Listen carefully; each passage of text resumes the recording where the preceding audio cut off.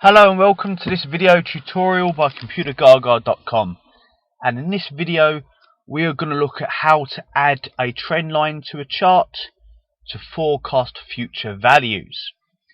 So on our spreadsheet at the moment we have some days incrementing every 3 days and a sales figure to represent the sales made at that point in time, imagining that this is the length of some kind of promotion for a product.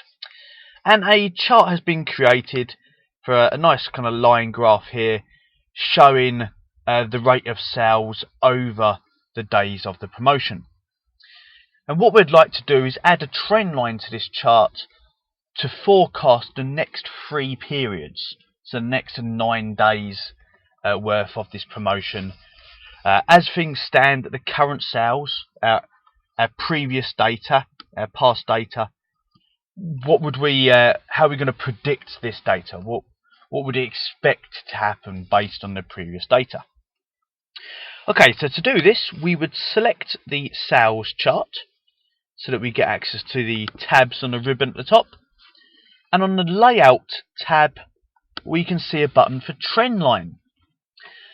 Now that will drop down a list of different types of trend line, and it gives you a little explanation as well, which is nice. So we've got the linear, the exponential, linear forecast, a 2-period moving average here.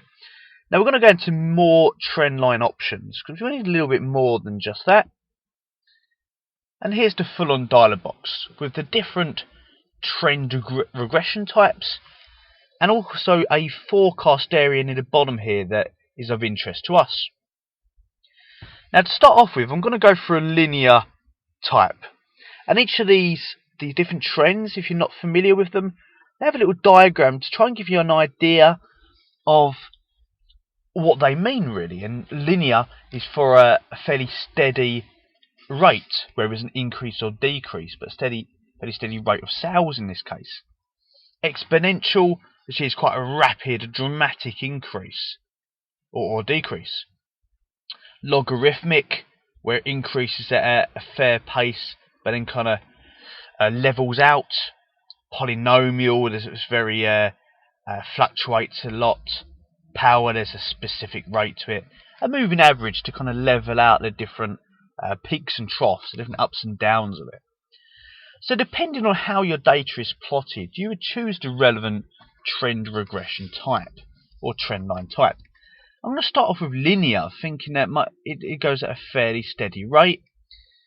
And in the forecast area, I'm going to ask it to forecast for 3 periods in the future.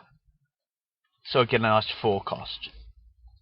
Now another option that's definitely worth a mention before we come out here is the option to display R-squared value on the chart. And I'm going to tick that because this will display, and we can actually see it in the background here, a R-squared value.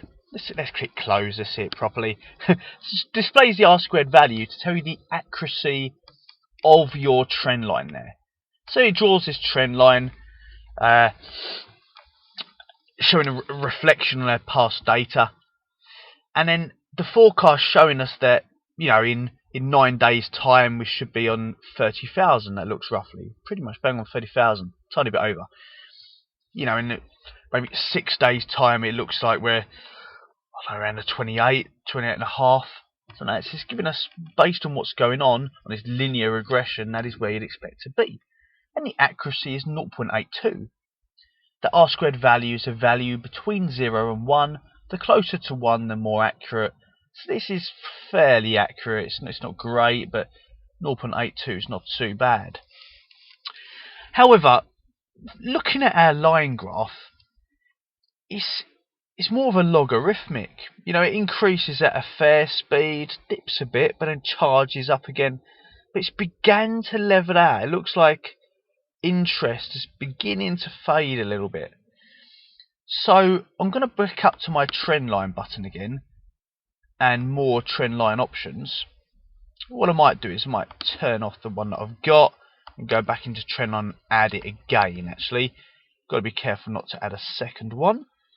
I'm going to go for logarithmic and then go for a 3 period forecast. and display the R-squared value for that. And as we close it down, we can see that this is a better reflection on past data. We've got an R-squared value of 0.9186 now. So, 0.1 better than the last one pretty much. And it does seem to be a better reflection. So in 9 days time, I'm probably actually not going to quite make 28,000 based on what's been going on so far.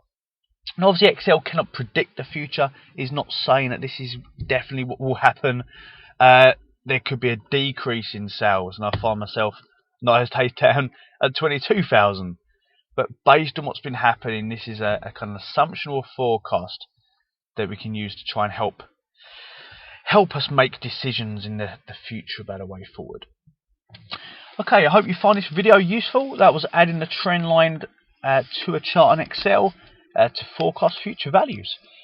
Please check out some of our other tips and tricks at Computergaga.com.